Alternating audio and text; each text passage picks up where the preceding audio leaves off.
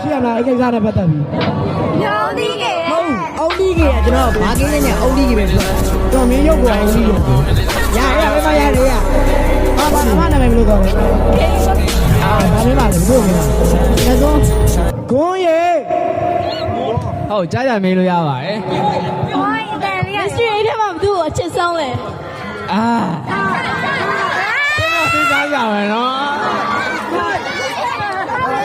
အဲ့ဒါသူတို့မဟုတ်ပါဘူးဒါပေမဲ့ခြိုက်ကိုတော့နည်းနည်း